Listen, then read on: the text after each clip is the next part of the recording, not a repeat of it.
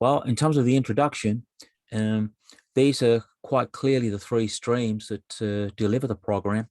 And there's quite a lot of content there. So if you are unfamiliar with the broad range of support and expertise, take time out to reach out to those different organizations. And certainly for those of us based in the Humber, which I certainly am, although my accent tends to hide that, there's a lot of support there. There's a lot of support there. So do take time out to check those different links and make sure you're very, very clear of what's possible for you.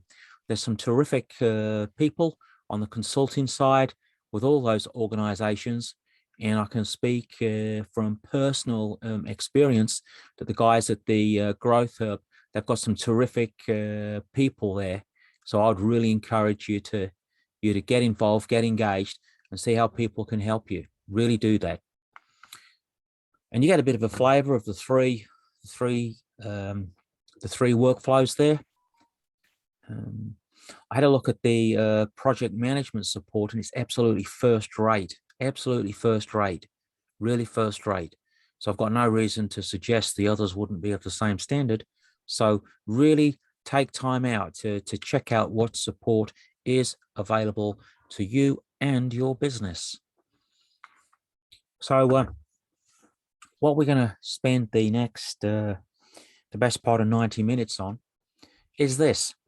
It's specifically online business development. And unfortunately, when this slot was booked, we weren't aware of what was just about to happen. And South Africa's delivered a bit of a disruptor into the UK health economy. So this online process is as valid as it was 12 months ago. It's truly something, if you are involved in business development, you'll need to get your head around.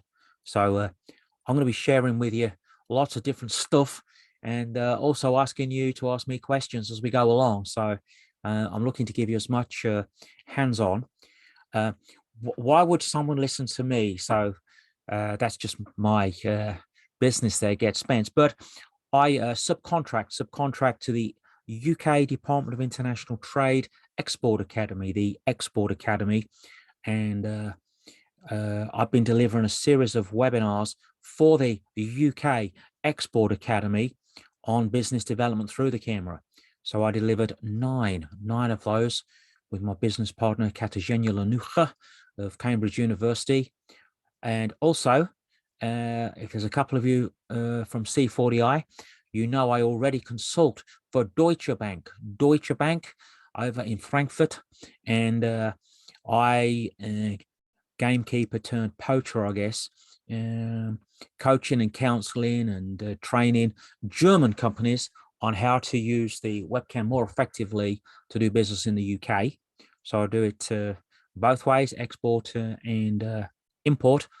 And some of you will also know from C40I, I've recently released a book called The Lawyer, the Webcam and the Client, and it's about how professional services should use the webcam. So I'm quite involved in webcam processes, and this is certainly not a business development meeting. So don't think this is some kind of best practice of how to go about things. I'm just marking your card, what I get up to. And I think I'll also share this. If someone on the call says, well, when was the last time you had a business development meeting through a camera? It was Thursday. It was a Pakistan fintech company, and we were hooking those up with an agricultural bank. So as long ago as Thursday, I was in an online business development meeting. So let's have a little bit of a look. Now, if you look at the dashboard of Zoom, the first thing to consider is how we're going to interact over the next 80 minutes.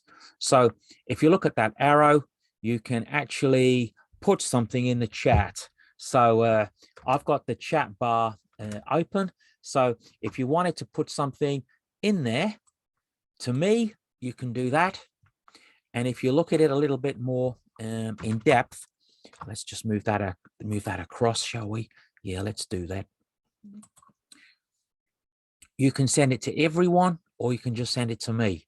So if you wanted to raise a point, then please feel free to put a question in the box. I've got the box open on this screen just here, so feel free to do that.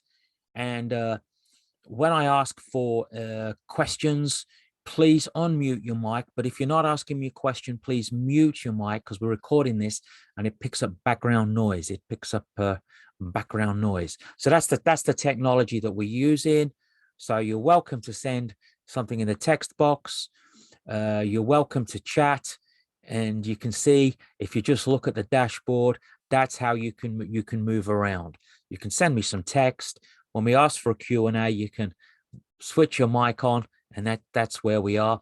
And if you want to send a reaction like a thumbs up or whatever, feel free to do that. Please feel free to do that. Please feel free. So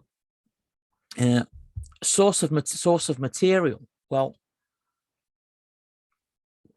one of the reasons myself and my Kiwi colleague, Martin Byrne, who won't be on this call, but I always give him a shout out, is where we got all this material from, where we got it all from. And yeah, in the first instance, England, there's 432 of us per square mile. Some people would say that figure's a bit low, but that's some people. So yeah, if we go to my homeland, there you can see it. How many people per square mile? Yeah, not bad, I suppose. And we go a bit further,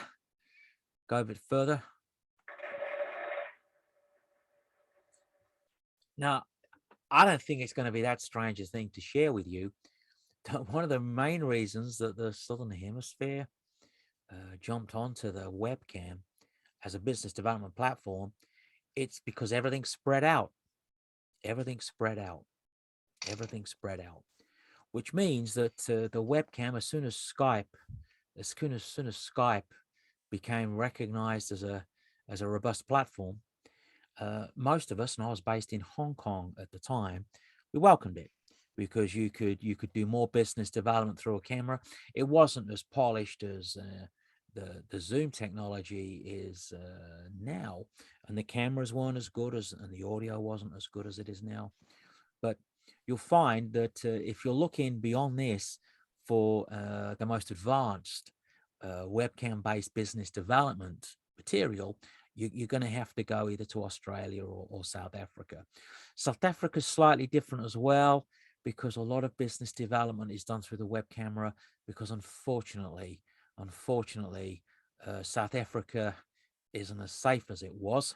So people are doing a lot more stuff through webcam. And in Australia, the economy is so spread out that it's a natural way. So what I'm sharing with you, it's quite mature. It's not mature in the UK. I'll give you that. I think there's a number of reasons why it's not mature in the UK, but it is mature in Australia, New Zealand, Hong Kong, South Africa. It's a very mature way of presenting information, holding meetings, and there's a whole load of mature etiquette, processes, procedures, best practice that have already existed way before the coronavirus joined us. And so there's some things to consider. And so when we talk about running an effective online, let's call it a sales meeting. I know business development is probably an easier word for some folk, but it's essentially a sales meeting. Now, sales meeting could be keeping an existing customer or sourcing a new one. So it could fall into two categories. And these features of the use of the webcam, everybody jumped onto this. Now, these actual numbers, they've been around a long time. And I think within reason, they still work. These figures still work. That in terms of how people listen or understand what it is you're communicating, a big chunk of it is actually your, if you like, digitized body language, your digitized body language. Okay, then you've got a significant portion that is actually how you sound. Okay, so you've got how you might appear through the camera, and that's one thing. And the other thing that you've got is the tone of your voice. So the actual focus on the content, which so many people do. They put together terrific PowerPoint presentations. They put together exceptionally well. Well, just one second, please. It's just a. They knew it was getting low.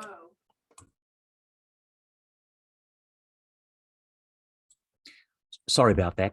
So if you think of the three sections, you've got how your body language might look through a camera, and then you've got the tone of your voice, and then you've got the actual content.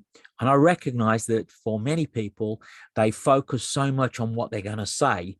Relatively, that is less important than you'd think, and it's certainly a lot less important through a webcam. So what does that mean? So let's have a little look at what does that mean, all this good stuff. So if we go back, or I go back in time just a little bit to talk about the business development skills that used to be. So if we start of where most people get their business development skills from, I'm hoping this will make some sense. So in the first instance, I was doing business development for a bank. So when I look at the business development skills required by a bank, it started off like this. The first customer-facing skill was to talk to someone across a counter. That was the first skill. It was a skill. How do you talk to someone across a counter? And that was based on a 5-minute interaction. So I know for some of the younger ones, you probably can't imagine going into a bank, but we used to have people going into banks, and it was the first thing we were trained on, and it was a business development skill to make sure that our bank sounded better than any other bank. So people would come in, and we would be trained on how a successful interaction across a counter would work, and it would be 5 minutes. 5-minute interaction. What you say to them, what they'll most likely say to you, what you're saying to them as you're completing the transaction, how you're projecting the service, how you're projecting the value of the bank. But it was a specific thing. Believe it or not, those 5-minute skills, we attended a 2-day course in Johannesburg on how to deliver that 5-minute interaction. Yeah. The second one was a skill of how to handle a consumer to business telephone call. So someone would ring the bank, and most conversations would last about 5 minutes. So we were trained to handle a 5-minute conversation. And a lot of it was around listening skills, to be honest, not speaking skills. It was listening skills, getting them to talk through how they felt, where there was an opportunity to add the value of the bank in the conversation, but make sure that the customer knew and realized and understood that they were being listened to. That was the key skill. Make sure they know that when they ring Barclays in Durban, the customer knows they are being listened to. They are being listened to for what they are first, rather than listened to as a customer. The third thing was responding to inbound correspondence. So it was kind of understanding how to communicate with what I would call consumer to business correspondence. And we were trained to write 2 or 3 paragraph personalized communications back to the customer. Now, those 3 little skills, and they are quite small in the scheme of things, and there's a reason I'm sharing this with you, which will become abundant at the end. There was 6 days of training, 6 days of training for those little 5-minute communications. I don't know if there's anyone on a call right now. Barclays Bank South Africa no longer exists, but I doubt very much. I doubt very much if the banks put as much emphasis on those little 5-minute interactions. The next thing was like an upgrade. So you'd be taught how to do a face-to-face meeting in an interview room. So someone would say, can I speak to someone? And you'd be trained to take them into an interview room and discuss and listen and understand and empathize and communicate that they are very important to us, understand where our value is in solving the problem or developing the opportunity. And we were trained. We were trained to do that. And then we were trained on how to make an outbound call. We were trained to do that. And then we were trained to do correspondence where we had precipitated the correspondence. So it wasn't responding to them, it was writing to them so they would respond to us. It was very, very, very, very clear what we were doing. Again, I'm as sure as I can be that banking in the UK didn't have those training levels, as far as I understand. And then if you look at that, you think, well, okay, that's another notch. It's how to run a face-to-face meeting in a boardroom. So you're not in the interview room now. You might be presenting something or listening to a presentation. And then we had the outbound call when we were ringing a customer of the bank that was a business. And then we would have how to write a correspondence to a business from a business. And ultimately, we were trying to do that. So you'd have a business meeting where there'd be a minimum of 4 people in the room. And we were trying to do that. Now, I'm not familiar with all the people that are on this call, of course not, or who's going to watch the recording, of course not. But what I would say to you is each of these, if you look at it, you might think, well, some people think, well, you know, people get along with people and so on and so forth. Well, the situation is it's not as straightforward as that. It's not as straightforward as that because so many business development meetings sound so similar. They sound so similar. So what you have to do to differentiate what you're about in this new age, you're going to have to develop a new set of skills. And the reason for that is because we've got these different mediums. One of those mediums is the use of text. That's a completely different medium to send an email or a letter. You got 160 characters to communicate whatever it is you're going to communicate. This is on a business basis, of course. Then you've got the next medium, which is a lot of people are using now, which is WhatsApp. And then you've got the business to consumer webcam meeting. And for most of us, it's a 45-minute meeting. And then you've got these different variations, and they're all different. They're all different. Now, what's kind of interesting is that these 6 environments in South Africa, Australia, New Zealand, and Hong Kong are recognized as different things. Whereas in the United Kingdom, it's just recognized as you just take what you've already got and then you just deliver it through whichever medium. Yet if you look at it, they're very, very different things. So when we talk about your online killer sales presentation, you need to start thinking about, when I've shared the material, what environment is this presentation going to have to perform in? Is it a 1-to-1, which is me talking to you? Is it a 1-to-2, which is me talking to you and your business partner? Is it a 2-to-2, which is me and my co-founder speaking to you and your procurement lead? Or is it a +4, which is me, my co-founder, head of IT versus your procurement lead, IT lead, and ops lead? They're not the same thing. I think what's happened generally in the UK is people have just jumped on the camera with exactly the same communication skills they had before. They're using in general exactly the same communication strategies that they were using before. And it's kind of confusing. And now what you've got coming shortly is this: a hybrid presentation could be this. We've agreed that I will come to your offices to make a presentation, and I bring along someone with me, and you say, well, one of us will be in the room, but someone's going to join us via a webcam. Now, I don't know who's doing what in terms of business development on the call, but I've done 4 of these in the last 6 weeks. 4 of these. So it doesn't make me an expert, but I might know more about it than someone that hasn't done 4. And anyone on this call doing enterprise business development, you need to get your head around how does this work and what's the preparation for it. I'm going to share that with you. Before we're off this call, I'm going to share with you how to deal with that. I'm going to share with you how to deal with that.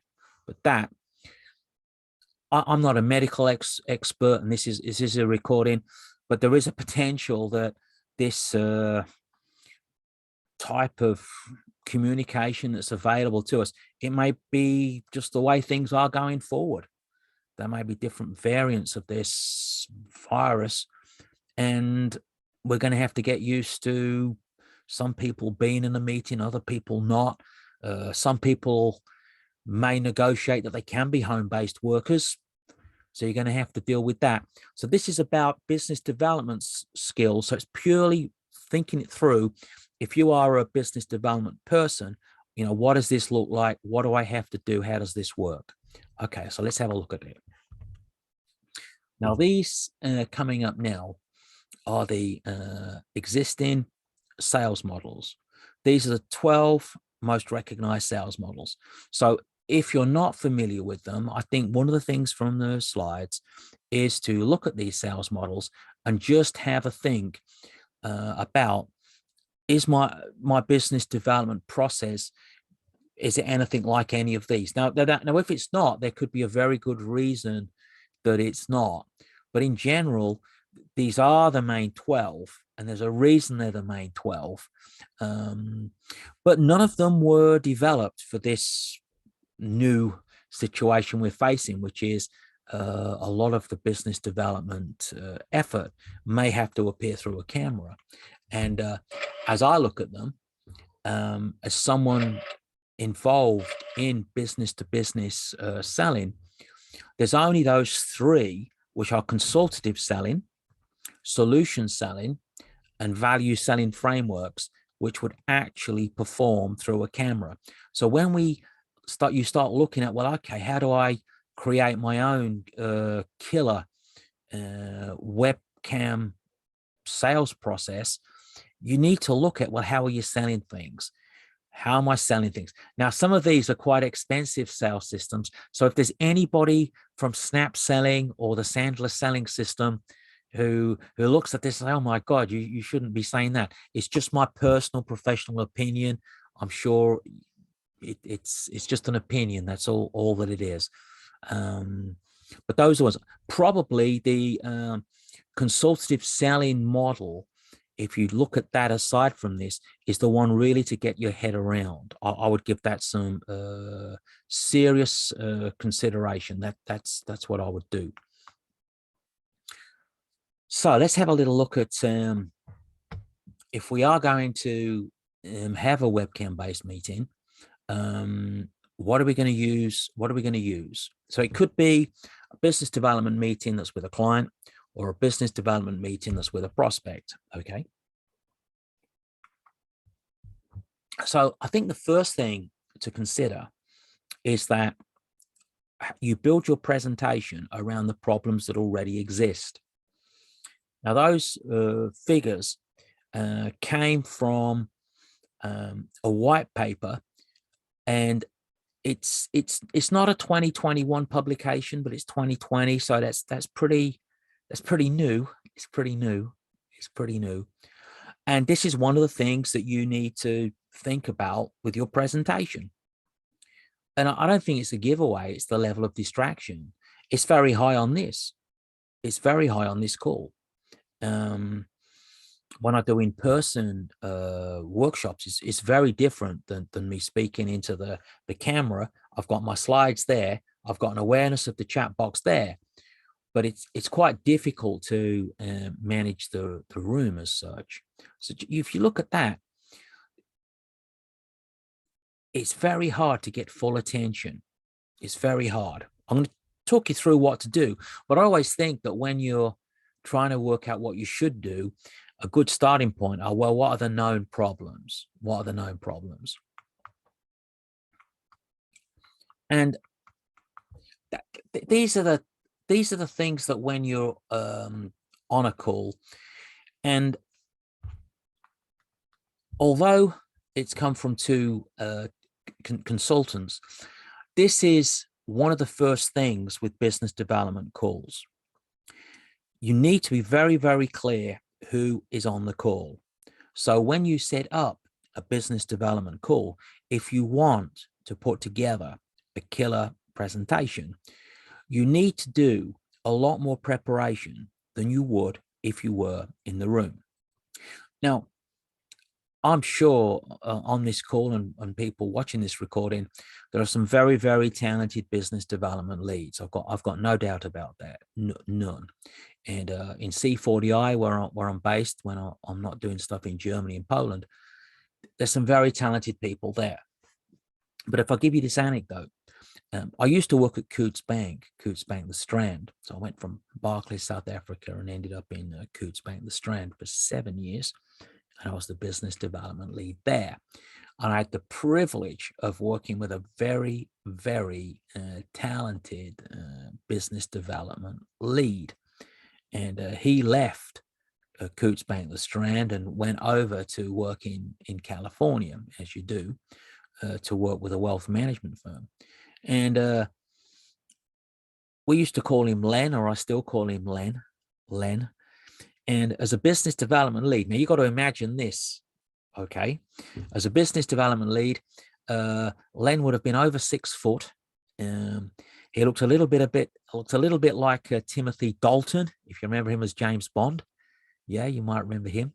And he was fortunate enough to have a bit of a Richard Burton in his voice, okay? So he looked a bit like James Bond and sounded a bit like Richard Burton. I can assure you that when someone's making a wealth management decision, you're going to take either James Bond or Julius Caesar pretty seriously when you come to make that decision. So those two things, how he looked and how he sounded in a room, very potent. He's one of the few people I know that he used to wear a boss suit and make it look even more expensive. And I'm one of the people you now know who wears a boss suit and it looks like I've come out of a charity shop. I don't know how he does it or how I do it. But there are some people like that. They're just excellent in front of a client. They look right and sound right. Well, the truth of it is, notwithstanding my accent, we both pretty much, with a collar and tie on, sound exactly the same through the camera. So he's struggling to differentiate himself. But the one thing where you can differentiate yourself now is by taking extra care who is going to be on the call, because your natural sales ability will be dramatically diminished because you're not actually in the room. So think about that. So it's quite correct to say, and I would tend to ring up on this, So if you've got a meeting set up, I'd make a quick phone call. Hi there, it's Bob Spence. Can I just double check that who's going to be on the call? Can I just double check? Would you mind if I did that? Okay. And can I just get their job titles as well? I just like to address people by their proper title on the call. And the final thing is, what's going to be their area of interest on the call? Because I want to make sure that I cover it, because I know how busy they are. So I want to cover their area of interest. So now the reason I'm doing it by voice and not by email is because I need to separate myself from other people that they may be considering working with. So that quick phone call when I'm saying, hello there, it's Bob Spence, and I'm just preparing for our meeting next week. Can you just double check who's going to be on that call? Fantastic. Excellent. And can you give me their up-to-date job title? That's great. I just want to know who I'm addressing. And what do you think their area of interest is going to be? And the reason I ask that is so I can be sure to address it on the webcam meeting, because I know how busy they are. I know how busy they are. Now, the reason that you need to do that is because in a little while, I'm going to share with you some figures on attention spans and webcam fatigue, and the way to combat webcam fatigue, and the way to have a killer sales presentation for the camera is to be very, very focused, very, very focused. So in about 15 minutes, you'll see why I want to know who's on the call, what is their job title, and what's their area of interest. If you go onto a business development call without that information, you're going to struggle to do other things. You're going to struggle to do other things on the call. Now, this is another problem on a webcam-based call. So if we're going to do a killer sales presentation, we have to know who should be speaking. I mean, the thing is, I did a presentation about this last week, and someone said, well, I thought you'd be showing us PowerPoint skills. And I said, well, you know, it doesn't matter what your PowerPoint skills are if you haven't got this other stuff right.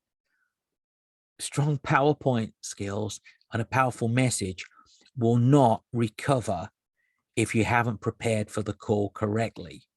You won't recover because you don't have that in-person eye contact. And also, you cannot sense what is going on. You even with the best sales presentation in the world, you will not be able to sense what's going on through a camera any more than I can sense who's listening to this, who's doing their shopping list, who's checking whether Lewis Hamilton is going to appeal against losing his title. You cannot compensate for that. Sorry, the sales presentation cannot compensate for that, but there are other things you can do. So you need to plan the call around what you're delivering in your webcam PowerPoint presentation. So you need to communicate in advance what are the real rules of engagement for this meeting. What are the rules of engagement? Very rarely have I seen this done in the UK. And it's such a strange thing because people kind of jump onto these calls and all the, you know, some people are not got their camera switched on. Some people have. There's no kind of etiquette about, well, what's going to happen here. And I always make a point of email in advance for this call. Cameras are on, microphones are off. Here's how to switch your camera on, and here's how to switch the camera, your microphone off. If you don't have the application we're using downloaded, here's the link to download it. And this is how we're going to run the meeting. I've had repeated feedback that it's been so helpful to have somebody say before the sales presentation, this is how the meeting's going to run. I even put in the for preparation timeframes, which includes the sales presentation will last no longer than 10 minutes. And I'm going to show you in about 15 minutes why it's so important to do that. So you need to have a framework of who speaks when. If you don't, this is one of the features. People talk over each other. You might even have that some people on the call have got audio bounce or audio bounce, as it's also called. So some people accidentally are talking over others, and then you sort of stop and you've got this delayed effect, and it really erodes and disrupts the rhythm of what you're trying to do, which never happens when you're in person. That never happens. And it gives you that. You also should have a number of Q&As in a killer sales presentation. But the thing for it is don't put it at the end. And I'll explain why not to do that. We've also got these problems. There's a body of evidence that once you've done a webcam-based business development presentation, the likelihood of follow-through it's diminished, because on a call where everybody's, some are switched on and some are switched off, it's harder to get ownership of follow-through from the other side in this medium. So we're going to cover why you need to have strategies and tactics to follow this through. So for example, clarity of follow-through. It's very critical that you produce a minute shortly after. You follow that minute through. You make it very clear who owns that minute. So it's very clear to everyone on the call, this is what happens next. You've also got this feature that the presentation is going to have to overcome, and I'll show you how. The level of trust. The level of trust, part of it's come from this. Part of it's also come from the fact that many businesses have been so disrupted. I don't vote in this country, but without doubt, the political situation is making some people insecure, and there is a lot of misinformation around. We did my business partner Kasia Lanucha and I, we did a poll while we were consulting for the UK DIT earlier in the year about trust levels, and trust levels generally are at an all-time low, and meeting people through a camera won't help. It won't help build up trust. It won't. And this is what we've got to work with. Empathy deficit. It's worth to look that word up through whatever browser you have, because the sales presentation needs to address that. Historically, whenever I've constructed a sales presentation, it's always been built around a need. It's always been built around a known need. It's always been built around a measurable known need. Okay, so you tend to go in and you present something that identifies their need. You then talk about the solution. Then you talk about why it's your solution. And then you start to talk about why your solution is the best one against that need. Now, that's fine. That's all terrific. But your presentation now needs to be less about what you offer and more about how can I generate empathy? How can I generate empathy? Just reflect on that briefly as a takeout. I know that when we have a business development meeting, we're looking to get across the value of what we offer, how we value it, how we offer it, why they should value it, and all of that good stuff.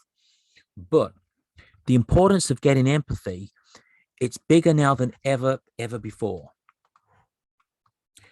And we're fighting with other things as well. One is a concept called the Ebbinghaus forgetting curve. So your sales presentation needs to engage with the fact that within 30 days, it's highly likely the person you're communicating with is struggling to remember much more than 20% of what you've said. So if, like me, and I sell advanced technology, I sell technology as well as coach, most of those meetings, they don't have, we don't have back-to-back meetings. We might have a meeting today and we might not have another meeting for 3 weeks because there's various minutes that need to be dispersed. People need to reflect on it. And if you look at the Ebbinghaus forgetting curve, there's a really good chance that the prospect may well have forgotten 3/4 of what was said. And I think if you think about that with your sales presentation,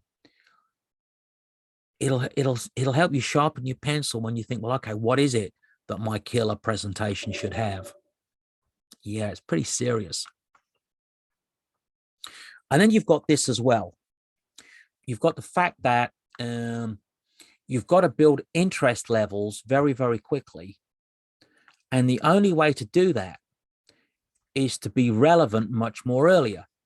And if I go back to this here, if you know who is on the call and you get their job title and their area of interest, it's a lot easier, or it's more likely that because it's relevant, you'll lift the level of interest much easier. So you can see that this is starting to become all conjoined. If you know who's on the call, you know how much of your content needs to be specific, and you need to get specific arguments across rather than general benefit cases. And that's the biggest thing, is keeping interest levels up. So effective preparation, what does that look like? Well, if you start to think about how a sales presentation stacks up, it's going to be something like that. So when we're thinking about a killer sales presentation, there's a sequence, isn't there? You introduce yourself. Probably when you're in the boardroom, you make some kind of small talk, anecdotes. I mean, previously, prior to the COVID-19 virus, I would turn up at a business, meet them in reception. They'd come down and get me. We'd walk up to the boardroom and we'd be talking about bits and pieces and who's going to be there and what kind of day are they having and is it a good week and this kind of stuff. Then you get in the boardroom and then you've introduced to everyone, and you usually talk about your credentials for the work, why your company, what you offer, who your clients are, what your personal credibility is. And then we start listening to what they need, why they need it, when they need it by, how have they framed their needs, what are the solutions are there. And then we'll start talking about, well, this is how we'd approach that need. This is what we would do. This is our process. This is the way that we connect with these challenges.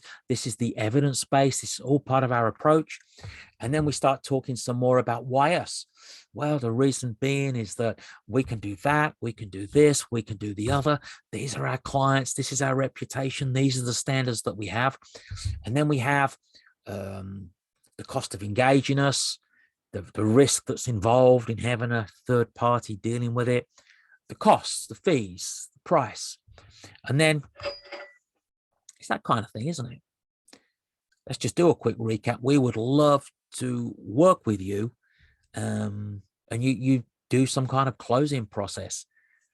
I usually say, you know, what's the, if you were going to go ahead with this, what's the deadline? What kind of deadline have you got? That kind of thing. Now, when you look at that concept, we're going to go through it through this matrix, and I'm going to start sharing you information that I've uncovered this year. So some of the things I'm going to talk to you about is brand new, hot off the press this year. So when you're building your sales presentation, your PowerPoint, you've got two parts. You've got the stuff that leaves a positive impression and the stuff that leaves a negative impression, all right? So stuff that leaves a positive impression and stuff that leaves a negative impression. And it's very important to have this in your head, that not everything you say will be heard in a positive manner. And I'll show you what I mean. Okay, the introduction. So this is now through a camera. All right, this is through a camera.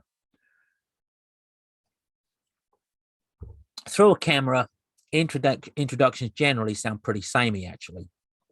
You know, we're so-and-so, we're from here, we're from there, yada, yada, yada. So I'm just keeping track of the time. Just keeping track of the time.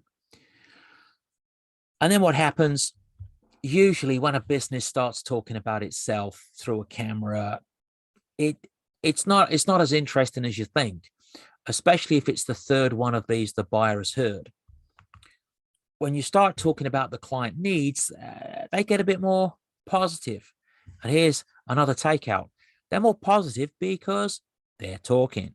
So for your killer presentation, you need to reverse engineer it so that how can I get the prospect or the existing client to talk? So if it's through a camera, if you're talking, it goes down. If they're talking, it goes up. You have to work out in this sales presentation, I need them to talk. How am I going to do it? I'll show you some ways of doing it, but you've got to have that in your head. Your approach could be interesting, but quite often through a camera, if there's 4 or 5 people, it just gets a bit confusing. You can build it back up. Anecdotes, things like, well, the problem that you shared with me earlier is very similar to something we dealt with 6 months ago, because what we found was this, and what they found was that, and what we did was this, and they agreed with that.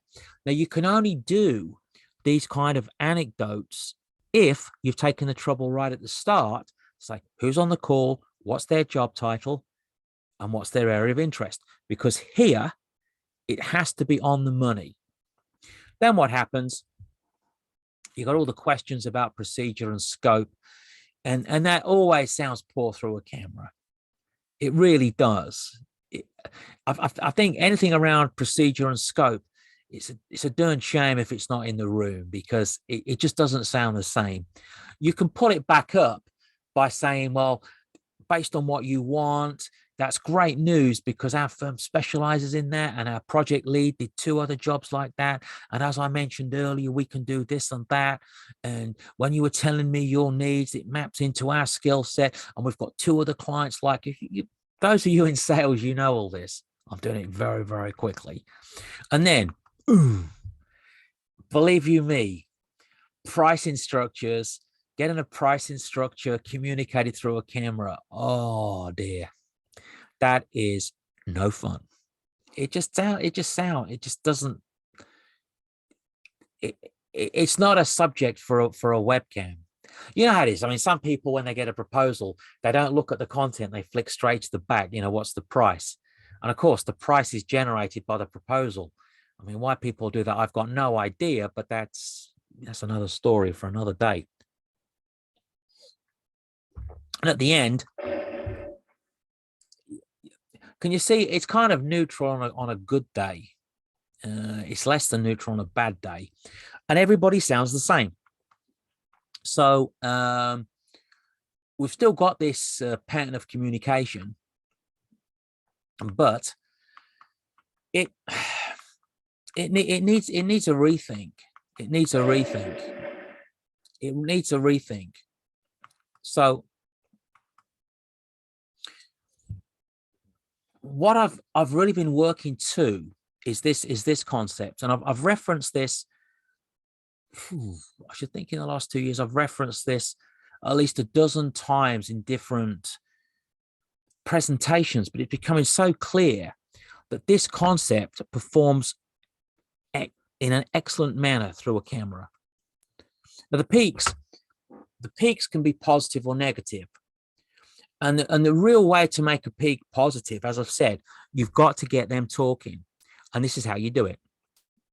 There's a concept called a shout out, okay? A shout out. Maybe it's a call out in the UK. It's a shout out. So because I know who's on the call, and because I know what they're interested in, I would have already looked them up on LinkedIn, and I will have done some research, like, maybe 5 minutes on each person in the call, because I want to be able to ask them specific questions. So as we're going along this process, because I know that to raise it, they speak, to lower it, I speak, I will be asking questions like, well, before this meeting, I had a look at your profile, and I can see that you've worked for so-and-so. It wouldn't surprise me at all if you've come across this problem before. If you don't mind me to ask, what was it that you did before, Bob, about this problem? Look for ways that you can try and ask better questions than give better answers. I think that's the thing here. Try and give better questions than better answers.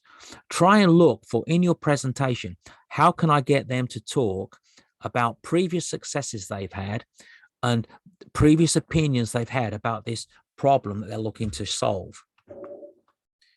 Because what we need to do is get all of this above the line. So the basic model is you need to start right off with why they're on the call. Now there's not many sales models that say we'll go straight into that, because it's not really giving you the chance to break the ice or get to generate any empathy, but you will generate some empathy by being very, very direct. Now, I'm going to show you some information. We're going to take a 5-minute break in 5 minutes for a Q&A.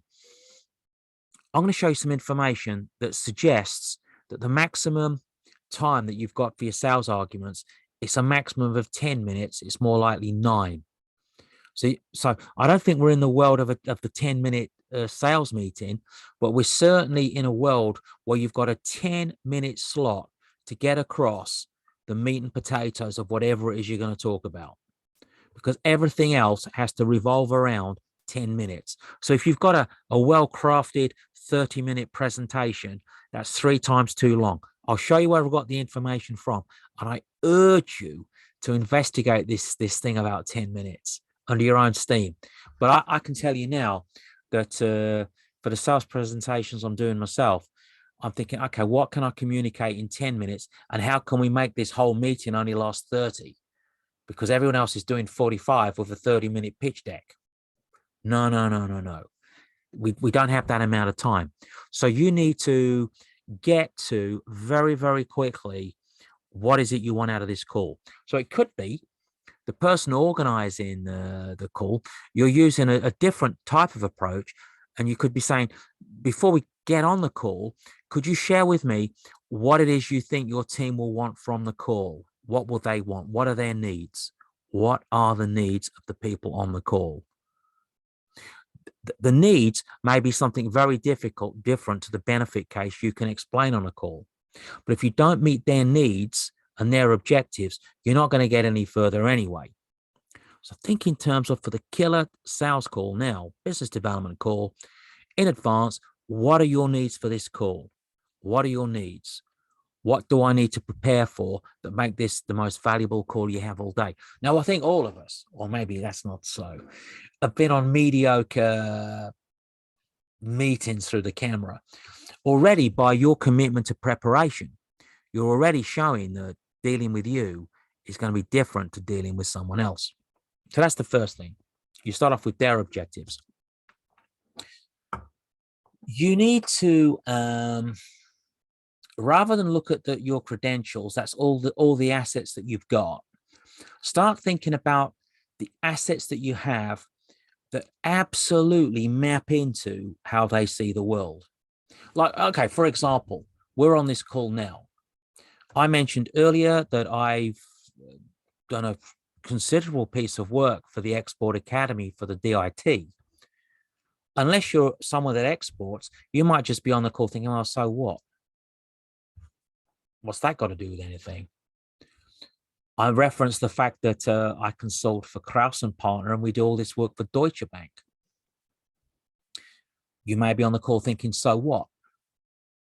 But those two assets work for my target market for doing work. You need to think about what social commercial proof can you generate that helps them buy into your potential credentials for the job. It's very different than talking about how long you've been going, how many clients you've got, your turnover, what qualifications the business has, and so on and so forth. You need to really make it almost personalized. In terms of your approach, the way they talk about their needs, you need to tailor make whatever you're going to talk about for approach against those needs. It's no good to have a general approach, not now. You might have a general approach that's the spine of how you engage with customers, but think about how you could talk about how you've got a bespoke approach, a customized approach, you've got a unique approach. Try and think of a language that creates multiple benefit cases to work with you. And then use ownership language. Now, this is really basic stuff, but you'd be surprised how few people do this, and they just don't. I don't know why. To use ownership language, all you have to do is go onto the customer or prospect's website and start to see on their values page, start to look around and try and find the internal language that they use. If you start using things like, well, one thing I think I need to bring up is looking at your website. May I congratulate you with that new contract with so-and-so. That's an excellent client. I can see that meets the values. I looked at the values page and it's definitely all about your green values. And I can see how that all joins up. Start using the language that is the internal language of the company. It sounds much more powerful through a webcam, and it's far more empathetic. Presumptive clauses, what that means is this. So I would be saying to Bob Spence, okay, Bob, when you start working with us, you'll see the benefit case of the fact that we've got clients just like yours. I've fully understood the needs that you have. And if I just play them back to you, the first thing that we would do is address this. The second would be to address that. And by the way, we've got a terrific operations guy. His name's John Spence. When you're working with John, you'll see the benefits of our company very quickly. Now, that's the use of presumptive closing. I am using language that suggests that this call will end up that they're going to be working with us. So start to look at where can I put in presumptive language. Contrast bias. Now, this is quite powerful through a camera as well. How it works is this. Try and, if you can, break your offer into 3 standards: gold, silver, and bronze. It's a very easy concept. Now, I know that not every offer you can do that, but if you can, it helps.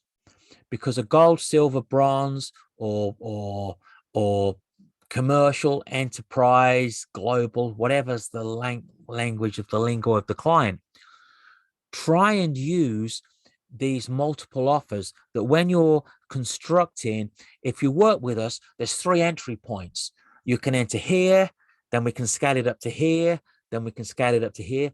That kind of method of having different levels of product which you can contrast against, that will work really well through a camera because it's quite easy to buy into. It's a lot easier to buy into that than the overall benefit case of your offer. It's too big. It'll take up too much time. So if you break it down, so it's an easy decision to enter at entry level. Then we go from bronze, then we go to silver to gold. It's a lot easier to do that through a camera than to sell the gold. If you have got hidden value, make sure that you're communicating there. Like, it's not a secret. I do a lot of business development coaching for exporters. The fact that when I come on the call, I quite clearly have got a Southern Hemisphere accent for my sins, some people would say, I suppose. But anyway, it is what it is. But the most up-to-date business development material through a camera is from the Southern Hemisphere. And that's my hidden value. If I don't communicate well, the reason you should listen to me is because I've been doing stuff in South Africa and Hong Kong and Australia, and most of this material is 10 years old. And I know for a fact it's brand new because I was hired by the Department of International Trade. You're going to hear something new. That's my hidden value. You will hear hardened, proven, mature material rather than someone that's talking about, well, since coronavirus, we've just started doing this. You need to think about what is the hidden value of your offer in this new era. And then you've got your multiple options and multi-stage proposals that come out of contrast bias. And it gives you like a different kind of approach. Now, at this point, before I talk about onboarding callers, are there any questions that anyone's got? Because I've got I can see in the chat box if anyone wants to put a question in there, or alternatively, at this point, if you want to ask me a question through the microphone, please do. Please do. And because we're just going to take a quick 5 minute, just 5 minutes. So we've got a 5-minute break if there's no questions. And then we'll go on to part 2. And I'm going to share with you all the things you need to do to have a killer presentation. So we'll just take just 5 minutes. So if you need to use the washroom or get a coffee or whatever it is you're doing, then please do that. It's just 5 minutes just there. Okay. And then I'll start again.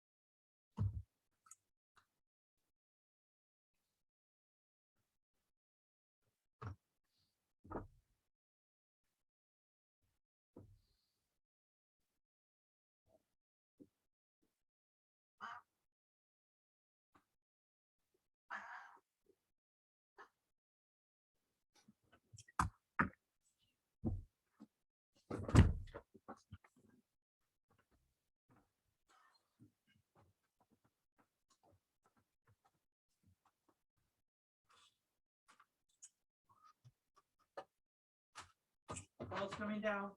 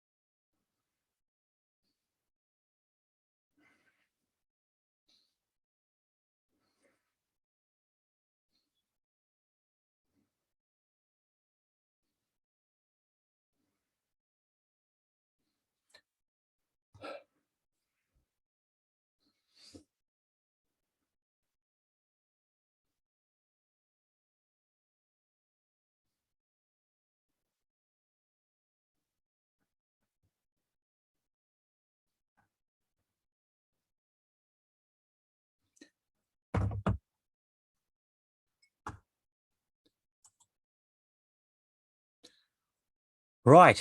Well, got 30 seconds and I'll be restarting. just a quick break there. And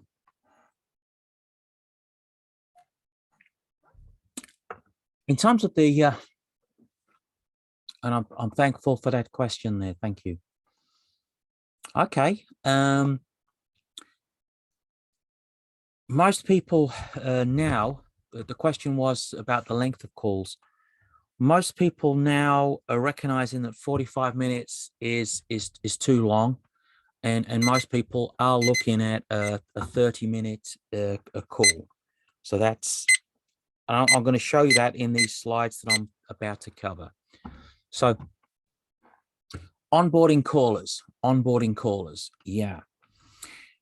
You notice at the start of this, I put up a slide that showed some arrows going from left to right. Do take time to get your callers actually integrated with what's going to happen. So don't assume that everybody's got the same kit. Don't assume that everyone knows how to use the system that you're on. Do send in advance the technology that you're working with, and make it very clear that people should be downloading it before. There's so many different systems now, and unfortunately they don't all perform exactly in the same way, I'm sorry to say. So I think the first thing is that you develop an onboarding process with the technology that you use, because that's all part of your sales presentation. Make it very clear that the Q&A is halfway through the presentation. If you have a Q&A session on a webcam right at the very end, you may get a question. Yeah, all of those things happen.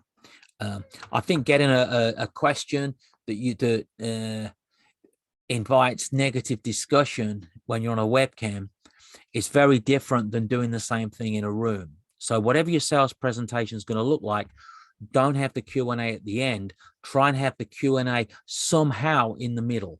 Like we have the way that we do it with our, because I represent 4 software companies. I usually have it that the most difficult part of it's right at the front after we've heard the need. Then there's a Q&A after the most difficult part. And then I go into a segue that's about the benefit case of the product and implementation and onboarding and all that kind of good stuff.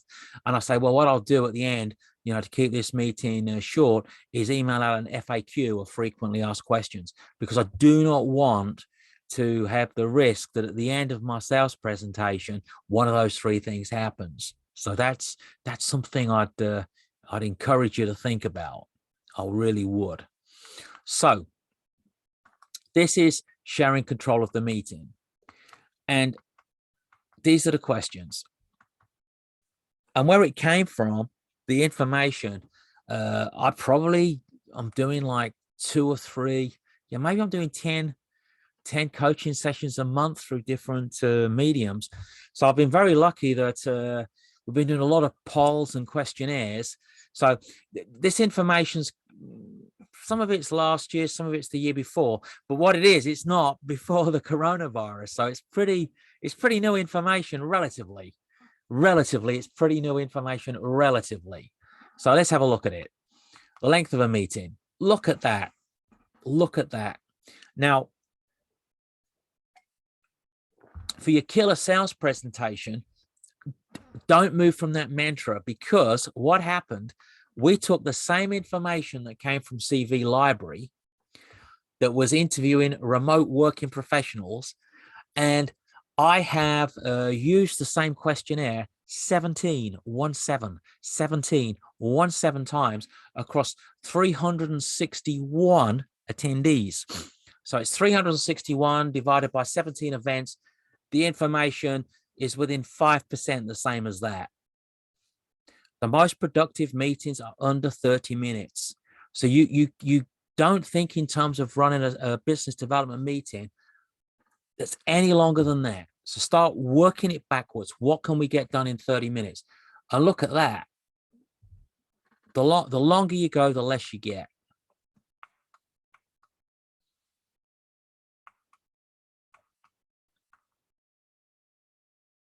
So, 74% of people are saying it's that. Now look at this. Now, I know not everyone on this call is in software as a service. I know that. But this is pretty serious. So that means that when you're presenting, the longer you go past, can you see what's happening there? And if we get into this further, there's a concept called webcam fatigue, and there's a whole body of work around this topic. So if we go right back to the problem that we're trying to solve here, we have to share control of the meeting, because if we share control of the meeting and we plan that control of the meeting, we're not exposed to that. So what I would suggest that you do is, with the lead on the other side, I would have a phone conversation with them and say, look, this is the way I normally run this. I'll be a Q&A in the middle. Can I ask you to curate the Q&A from your side to get the questions together? And also, can I ask you to take control of part of the meeting? Would you be able to do that? And that would be specifically to share exactly who's who on the call, exactly what their job. I mean, I know all this information already, but it sounds better if you're representing your side of the call, if you could do that. And if you could also think of any areas during this call where you could actually contribute. So whether you use me or not, that's another thing, but at least we've got the best we possibly can out of the 30 minutes together. I've also found that when you have that conversation and you start talking about a 30-minute call, you get a much better reception than people that are still doing 45 minutes with 30 minutes of PowerPoint. So agenda order. Yeah. Almost before business development, you'd show the most important information. Towards the end, well, now it's much more important to get it out there much earlier on, much earlier on, to keep everybody engaged. See, what's happening is this, all the way through. All through your presentation, people are drifting in and out of the importance of it, not because it's you, but because that's just how it is. So what I would do, if we go back,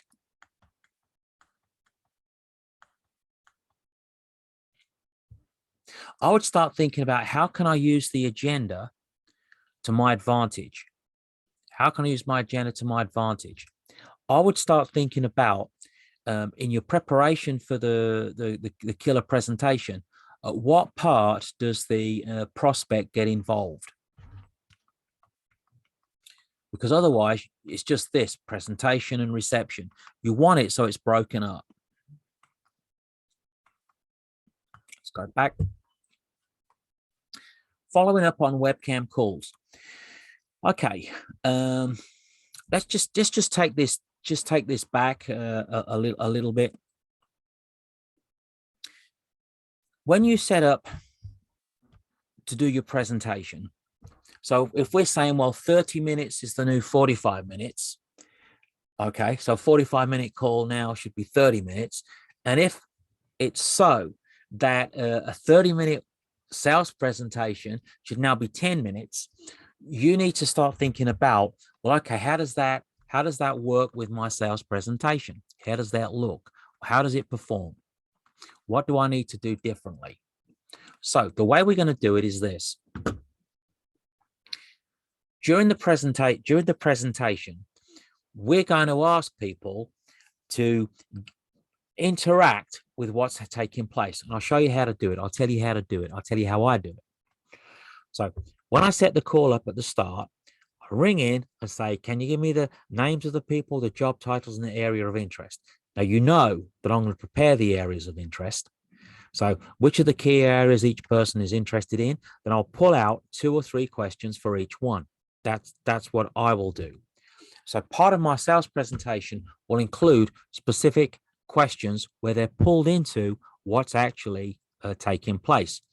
So how I get people engaged, I email back the person on the other side with a number of questions that I would like the other side to answer after I've presented what it is that we do, and ask them who, in your opinion, will be the best people to respond to these. Who, in your opinion, will be the best people to respond to these? I've done that process 17 times, and only twice have I had a call with regards to it. And the reason for that is that it's actually to the advantage of the other side to have a meeting where it's quite well managed, where it's quite clear what everyone's doing and why they're doing it. And that keeps people engaged. It also, if you remember what I said earlier, that when you're talking, attention's level goes down. When they're talking, attention levels go up. That helps. Now, because you've already done this, when it comes to how do we work out what our strategy is after, let me show you how it looks. Before the call, your point of contact, I would always organize it. After we've had the call on Tuesday, I'd like to book a call with you 3 hours later, just for a 15-minute catch up for an initial impression of how the call went. I always do this, whether the call's gone well or it hasn't gone so well. It's just a quick catch up, and there may be additional questions that we didn't cover because we only had 30 minutes. We've already agreed we're only going to have 30 minutes. Now that 30 minutes actually is to your favor because it gives you the opportunity to say, we only had 30 minutes, so I'd like a quick call later. When you follow up with the quick call later, you double check that it's okay to send out the slides and also the notes from the meeting. Always make sure you've got notes for the meeting. You send those out to the people on the call. And what I tend to do is always send a quick WhatsApp message as well. A quick WhatsApp message. I like to drop people a WhatsApp message, thanking them for being on the call, thanking for them for their input into the call. So what happens when I'm doing these calls, I'm phoning people in advance, I'm emailing them the agenda. We're on the call, I'm interacting with people with regards to their concerns. I know what their job titles are. I know what their names are. I've already got questions lined up that they can respond to. I've got the person on the other side, making sure that certain people get the opportunity to ask certain questions. I'm then following up with a WhatsApp, just a quick note. Thanks for being on the call. And then I'm ringing later on in the afternoon, or if it's in the afternoon, the following morning at a predetermined time, to get feedback and follow through protocol. Now, this in itself is very different than focusing on the content of your sales presentation. The bulk of the people delivering business development are focusing on the content of their sales presentation. And as I said right at the start, it only represents a small piece of what people buy into. The future of business development with the camera is not the past. It's not the past. It absolutely isn't the past. You've got to rethink, how am I going to engage with the situation, rather than how am I going to use my existing sales collateral and just deliver it through a webcam. Try and dissemble it. How am I going to deal with this new communication situation, rather than how am I going to get my existing sales collateral through a camera? Because it won't take you any further. It won't take you any further. It will not take you any further. The next part of follow-up is this. If you recall earlier in the presentation, I referred to the Ebbinghaus rule. The Ebbinghaus rule, which suggests within 30 days, 20% of content, 80% of content dissipates and you're left with 20%. If you look that up, there's so much study on this now, because mostly in meetings, we're sharing new information. So if we've already got these features that not all the people on the call are listening because they're distracted anyway, we've got to compound to 10% of the raw meat of what we're talking about. We've only got 30%. A chunk of it's going to be about why are you on this call? What are your needs? We're then going to do our bit, then a Q&A. We're left with very little time to do all of that empathizing, all of that, let's call it buy-in, all of that rapport building. It's virtually gone. So the only way you can do it is by these extra touches. These extra touches. It's the only way you can do it. For those of you that have ever tried to do small talk through a webcam, it just doesn't work. It absolutely. Okay, you can have a pleasantry like, is everyone on the call? What's the weather like in Manchester? Over here in Hull, it's a heat wave. Yeah, like we say that. You can do a bit of that, but the normal stuff that you'd go in and you'd have a coffee by a sideboard in the boardroom. So how are you doing since the last time we spoke? And I noticed this. Oh, and I saw in the chairman's room, you just won this award. What was all that about? You can't do this through the camera. All those little touches that personalize and empathize what you're about, it's not possible. So the only way to make yourself different is by doing different things. And those different things are the phone call, the preparation, the follow through, the personalization of content, the focus of content, getting them to talk less, focus on the situation, the comm situation, rather than your sales presentation. Those are the things that will allow you to produce a killer presentation, because your killer presentation is going to be based on the comms environment rather than the outstanding sales arguments that you have.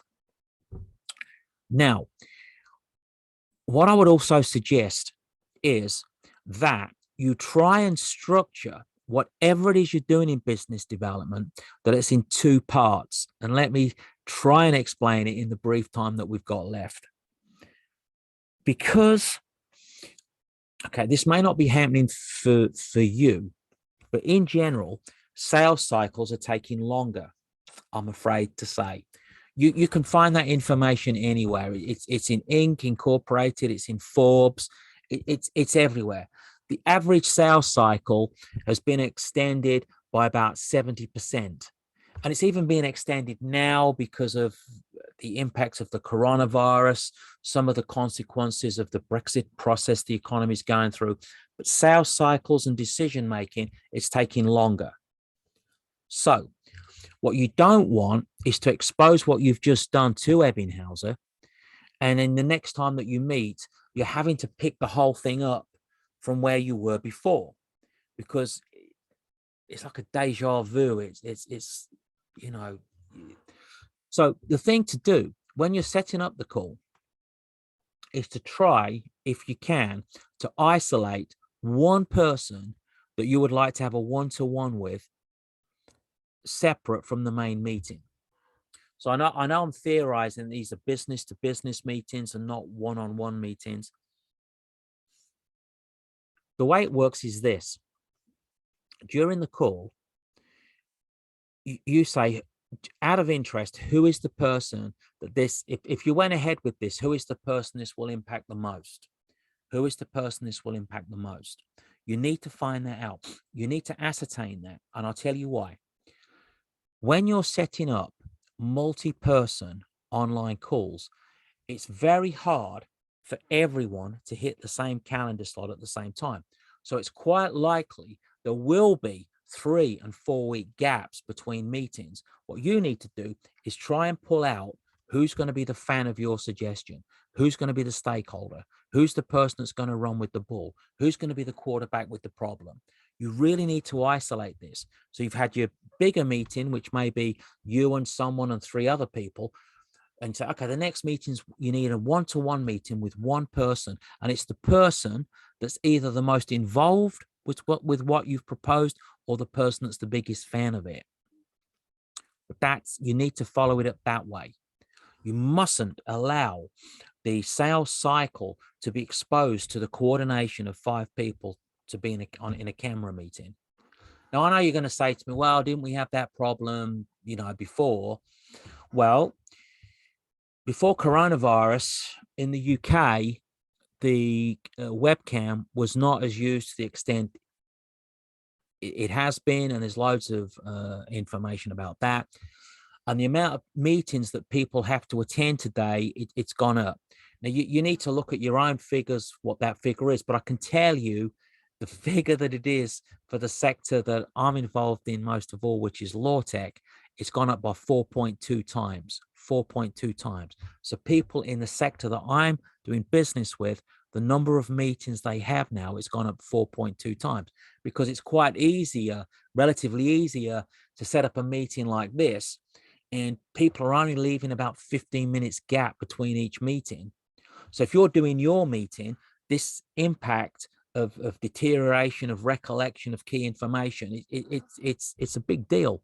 So try and pull out one person that you can meet up with within 2 weeks for a feedback session. You could even break your sales presentation down and say, well, this is what I do. Well, look, normally I do a group presentation. I normally do that. We do a Q&A very early in the presentation to try and understand where everyone's coming from. We then do the benefit case with a frequently asked questions document. And then I usually work with one person before we set up another meeting. And that one person's the person could be the person that's most into it. It could be the person that's the biggest, it's gonna have to find the budget, or the person that's most affected by it. But if I can have a follow-up meeting with that person, and then they can move information around, how does that sound? And that's the sales model that I'm using now. Big meeting to start with, then try and pull out a second meeting that's just a one-on-one. Trying to develop a sale through multiple meetings where there's 5 and 6 people, you really are exposed to a lot of different things. The sooner you can break that bigger meeting down into a one-on-one, the more likely you are it gives you the opportunity to develop empathy. It gives you the opportunity to understand the needs of the clients more, and it gives you the chance to differentiate yourself. So, and we've got a little bit of time for questions. These processes do work, and you need to think about, well, how can I use this information to put it into how I sell? How do I do it? How do I reduce the amount of time? How do I reduce the selling time? How do I approach people beforehand? How should I prep? How should I form an agenda? What questions should I ask? If I am using PowerPoint, what should that now look like to be a killer presentation? And how do I get my follow-up ingrained into my sales cycle? So it's not something that's bolted on. This is the way we sell. We do a group meeting, it looks like this. After the group meeting, it's a one-on-one, it looks like that. In the one-on-one meeting, we're building up that stakeholder, we're converting them into a fan, and we're using that one-to-one meeting to get us back into the client after the big meeting. That's the process, and it's the process that's mostly used in the Southern Hemisphere.